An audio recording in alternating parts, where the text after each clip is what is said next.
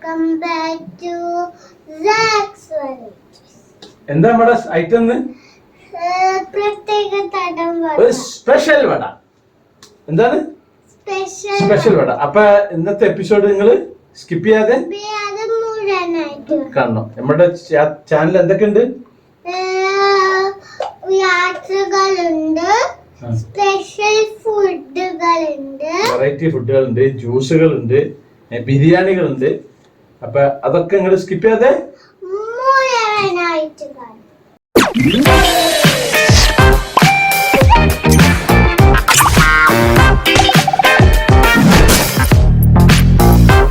ഒരു non stick പാത്രം എടുക്കുക. അതിലേക്ക് ഒരു കപ്പ് അരി ഇടുക. ഒരു കപ്പ് എന്ന് പറഞ്ഞാൽ അരക്കപ്പാണ് അളവുള്ളത്. ഇത് 1/4 കപ്പ് കാബൂളി കടലയാണ് ഇതുള്ളത്.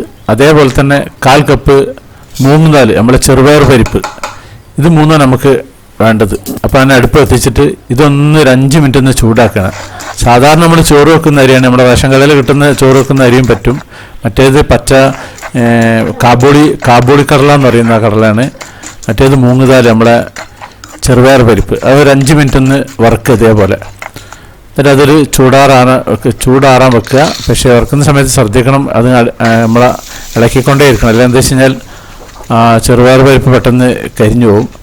അപ്പോൾ ഇതിലേക്ക് ആവശ്യമുള്ളത് ഒരു ഉരുളക്കിഴങ്ങ് വേണം, കുറച്ച് മല്ലിയിലയും വേണം, ഒരു വലിയ ഉള്ളി ചെറുതാക്കി അരിഞ്ഞത്, പിന്നെ 1 ടേബിൾ സ്പൂൺ വെളുത്തുള്ളി ഇഞ്ചി അരച്ചത്, പിന്നെ ജീരകപ്പൊടി, കുരുമുളക് പൊടി, ഗരം മസാല, പച്ചമുളക്.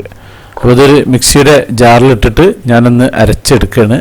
അതിലേക്ക് നമ്മളെ പൊടികളെല്ലാം അതിൽ ചേർത്തണം. ഇത് വെളുത്തുള്ളി ഇഞ്ചി അരച്ചതും, പച്ചമുളക്, ചെറിയ ജീരകത്തിൻ്റെ പൊടി 1 സ്പൂണ്, ഗരം മസാല ഒരു 1/4 സ്പൂണ്, കുരുമുളക് 1 സ്പൂണ്, പിന്നെ ഉപ്പും ആവശ്യത്തിനിടുക. എന്നിട്ട് സ്വല്പം വെള്ളം കൂട്ടിയിട്ട് ഒന്ന് അരക്കുക. അപ്പോൾ ഞാനിപ്പോൾ ഇത് അരച്ചിരുന്നത് ഒരു 1/2 കപ്പ് തൈരും ഞാൻ കൂട്ടിയിട്ടുണ്ട് ഈ കൂട്ടത്തിൽ കൂടി. അത് നല്ലതാണ്, ഒന്ന് സോഫ്റ്റ് ആകാനൊക്കെ നല്ലതാണ്. അപ്പോൾ തൈരുണ്ടെങ്കിൽ അത് ഉത്തമമാണ്.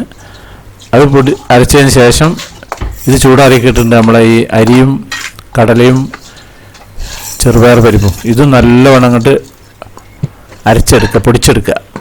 ഇതിപ്പോൾ പൊടിച്ച് കഴിഞ്ഞിട്ടുണ്ട്. ഇനി ഇത് ഞാനൊരു ബൗളിലിട്ടിട്ട് മിക്സ് ചെയ്യാൻ പോവാണ്. ആദ്യം ഇതിലേക്ക് ഇട്ടിട്ട് ഇത് 1/2 കപ്പാണ് അരി ഉള്ളത്. അതിൻ്റെ 1/4 കപ്പാണ് മറ്റേ രണ്ടുള്ളത്. ഇതിലേക്ക് ഉള്ളി ഇട്ടിട്ടുണ്ട്, പിന്നെ മല്ലിച്ചപ്പിൻ്റെ ഇലയാണ് അതുള്ളത്. വലിയ ഉള്ളി ചെറുതാക്കി ഒരു പൊടിയായിട്ട് അരിഞ്ഞതാണ്. ഒരു വലിയ ഉള്ളിയാണ് അതുള്ളത്. ഇത് നല്ലോണം ഇട്ട് മിക്സ് ചെയ്യുക.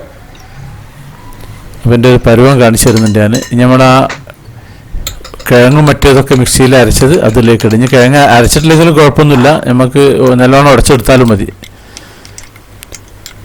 നല്ലോണം ഇട്ട് മിക്സ് ചെയ്യുക. തൈര് കൂട്ടണേ, തൈരിട്ട വീഡിയോ മിസ്സായി പോയതാണ്. തൈരിട്ട ഒരു സോഫ്റ്റായി കിട്ടും. നല്ലോണം ഇട്ട് മിക്സ് ചെയ്യുക. കൈ കൊണ്ടാക്കേണ്ട, കൈമൊണ്ടാക്കുന്നത് ആദ്യം ഒട്ടിപ്പിടിക്കും. അപ്പോൾ അതൊക്കെ കഴിഞ്ഞിട്ട് അവസാനം കുറച്ച് വെള്ളം കൂട്ടിയിട്ട് ഒരു പരുവുണ്ട്. ആ ഒരു പരുവം നമ്മൾ സാധാരണ പരിപ്പോടൊക്കെ ഉണ്ടാക്കുന്ന ആ ഒരു പരുവം ലൂസായാൽ മതി. അധികം വെള്ളമായിട്ട് ലൂസാക്കി പിന്നെ അവസാനം ആ കുളമായി പോകും. ഒരു സ്വല്പം കൂടി ഉപ്പ് ഞാൻ ഇട്ടിട്ടുണ്ട്. ഉപ്പ് ലാസ്റ്റ് ചെക്ക് ചെയ്യണം ഒന്നുകൂടി. ഈ ഒരു പരുവത്തിൽ ആക്കണം നമുക്ക് വേണ്ടത്. ഇത് ഞാൻ 1 മണിക്കൂർ അടച്ചു വെക്കുകയാണ്. 1 മണിക്കൂറിന് ശേഷം നമ്മൾ അപ്പക്കാരിട്ടിട്ട് ഒരു ടേബിൾ സ്പൂണ് സുറുക്കി ഞാൻ ഒഴിക്കുന്നുണ്ട്. 1 മണിക്കൂർ ഇത് കഴിഞ്ഞ ശേഷം നമ്മുടെ അപ്പക്കാറുണ്ട്, അപ്പമൊക്കെ ചുടുന്ന സമയത്ത് ഉപയോഗിക്കുന്ന അതിടുക. ഇപ്പോൾ 1 മണിക്കൂർ കഴിഞ്ഞിട്ടുണ്ട്. അതിലേക്ക് ഞാനൊരു നുള്ള് ഇട്ടിട്ടുള്ളൂ, അധികം ഇടരുത്. എന്നിട്ട് നല്ലോണം അങ്ങോട്ട് മിക്സ് ചെയ്യുക. ശരിക്കും അങ്ങോട്ട് മിക്സ് ചെയ്യുക. കിഴങ്ങ് ഞാൻ നേരത്തെ പറഞ്ഞവരെ ഉടച്ചാലും മതി, മിക്സിയിലിടണമെന്നില്ല. ഈ സ്വല്പം വെളിച്ചെണ്ണ അല്ലെങ്കിൽ കൈമേൽ കുറച്ച് പിന്നെ പച്ചവെള്ളം ആക്കിയിട്ട് കുഴച്ചാൽ മതി. അപ്പോൾ എന്താ വെച്ചാൽ കൈമേൽ ഒട്ടിപ്പിടിക്കില്ല. ഇപ്പോൾ കംപ്ലീറ്റ് ഇപ്പോൾ 1 മണിക്കൂർ കഴിഞ്ഞ ശേഷമാണ് ഞാൻ ഇത് പൊടിയിട്ടിട്ടുള്ളത്. പ്രത്യേകം ഓർക്കണം. അപ്പോൾ ഇതിങ്ങനെ ഇതുപോലെ ഉരുളാക്കിയിട്ട് നമ്മുടെ കട്ട്ലറ്റിൻ്റെയൊക്കെ ഒരു സൈസ് ഉണ്ടല്ലോ, ആ ഒരു സൈസിൽ അധികം കട്ടി ഉണ്ടാവും ചെയ്യരുത്. ആ ഒരു മോഡലിലാണ് ഇത് ചെയ്യാൻ പോകുന്നത്. വേണമെങ്കിൽ കുറച്ചിങ്ങനെ നമുക്കിങ്ങനെ ഒരു പ്ലേറ്റിലേക്ക് ആക്കി വെക്കാം, അതല്ലെങ്കിൽ നേരിട്ടിട്ട് എണ്ണയിൽ കിടാം. നിങ്ങളുടെ സൗകര്യം പോലെ അത് ചെയ്യാം. ഇപ്പോൾ ഞാൻ അടുപ്പ് കത്തിക്കാൻ പോവാണ്. നല്ല ചൂടുള്ള എണ്ണ ആദ്യം എണ്ണ ചൂടായിട്ടുണ്ട്, അതിലേക്ക് ഓരോന്നോരോന്നായിട്ട് ഇടുക. പിന്നെ മീഡിയം ഫ്ലെയിമിലാക്കുക. ഒന്നായിട്ട് ഇതിലേക്കിട്ട് നിറക്കരുത്, ആവശ്യത്തിന് മറിച്ചിടാനുള്ളൊരു ഗ്യാപ്പും കൂടി അതിന് വേണം.